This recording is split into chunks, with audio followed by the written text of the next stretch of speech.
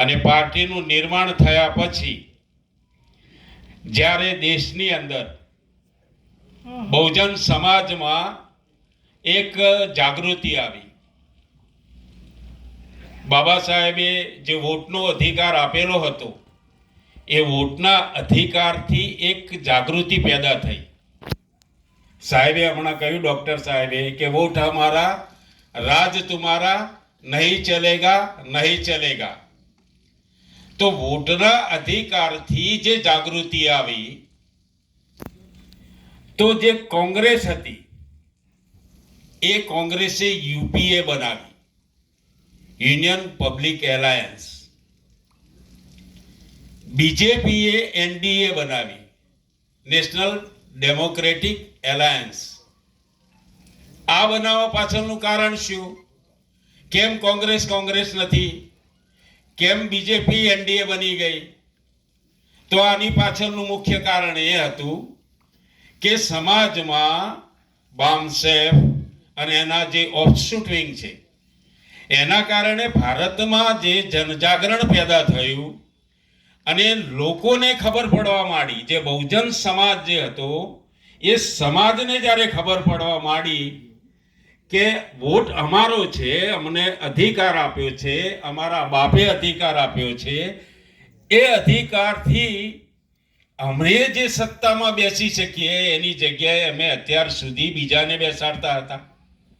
બાબા સાહેબે કહ્યું હતું અંગ્રેજોને કે એક્સરસાઇઝિંગ ઓફ વોટ, કે મારા લોકોને જેમ જેમ વોટ આપવાની સમજ પડશે ત્યારે એને ખબર પડશે કે કોણ મારો દુશ્મન છે અને કોણ મારો દોસ્ત છે. અને જ્યારે ભારતની અંદર બહુજન સમાજના લોકોની પાર્ટીઓ બનવા માંડી અને જ્યારે કોંગ્રેસનો જે બહુમત હતો એ જનમતનો ગ્રાફ જ્યારે નીચે આવવા માંડ્યો ત્યારે એમને ખબર પડી કે જો આ લોકોને રોકવામાં નહીં આવે તો આપણું શાસન લાંબો સમય ચાલી શકશે નહીં. એટલે કોંગ્રેસે યુપીએ બનાવી, નાના નાના દળો હતા એને સામેલ કરી લીધા.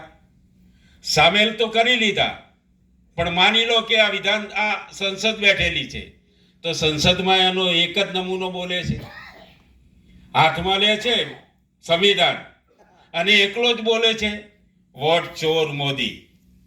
આ બાજુ આગળી કરીને કહે છે કે વોટ ચોર મોદી. સૌથી પહેલા મા દીકરાએ જ કરેલી છે.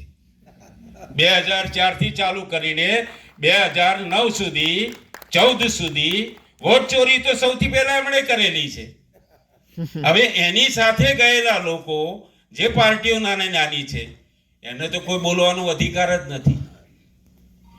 સત્તાની અંદર જ્યારે સત્તા પક્ષ બેઠેલો છે એ સત્તા પક્ષની સામે જ્યારે કોઈ સવાલ ઉઠાવવામાં ના આવે અને સવાલ ઉઠાવનાર જ વ્યક્તિ એની જ્યારે મિલીભગત હોય, આજે રોડ ઉપર ઉતર્યા છે વોટ ચોર કરીને આજે પાર્ટીને લઈને, સૌથી પહેલા મહત્વની વસ્તુ એ છે કે ઈવીએમ જે મહત્વનું છે કે જો ઈવીએમને દૂર કરવામાં આવે તો દેશની અંદર બેલેટ પેપરથી વ્યવસ્થા આવે અને બેલેટ પેપરથી વ્યવસ્થા આવે તો આ દેશનો જે બહુજન જાગેલો છે એની ખુદની પાર્ટીઓ ઊભી થાય, સત્તા પક્ષની સામે સવાલ કરે, પોતાના બહુજન સમાજની જે સમસ્યાઓ છે એના વિશે સવાલ ઉઠાવે.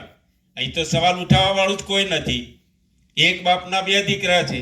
એક ગુજરાતીમાં એક નાનકડી એક વાર્તા છે, કહી અને હું મારી વાત પૂરી કરું કે ઢેફું અને પાંદડું આ બેની ભાઈબંધી હતી. ઢેફું જે ખેતરમાં ઢેફો હોય ને માટીનું, એ ઢેફું અને પાંદડાની દોસ્તી હતી કે વરસાદ આવે એટલે ઢેફાની ઉપર પાંદડું ચડી જાય અને આંધી આવે એટલે પાંદડાની ઉપર ઢેફું ચડી જાય. આ છે બે, જેને આપણે કોંગ્રેસ અને બીજેપી કહીએ છીએ ને, આ ઢેફું અને પાંદડા છે.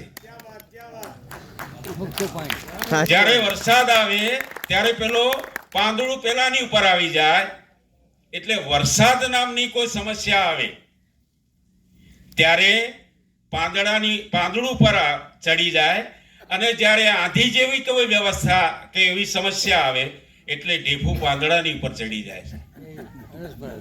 આપણી સમસ્યાઓનું નિરાકરણ થતું નથી.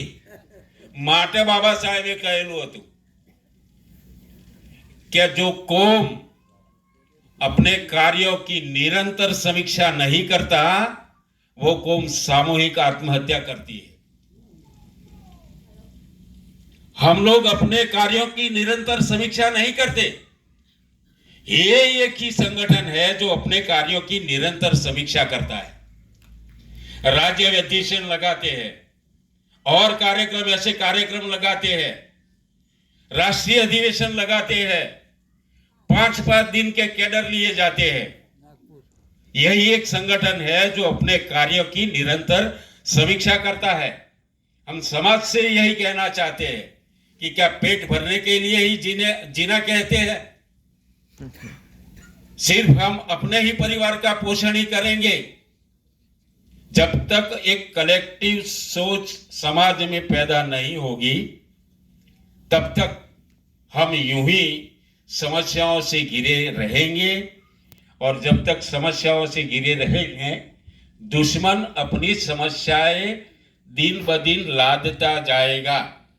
इसीलिए ये जरूरी है कि समाज जो यहाँ बैठा है उसका एक कार्य है कि वो जो जानकारी रखता है वो जानकारी जाके समाज में फैलाए.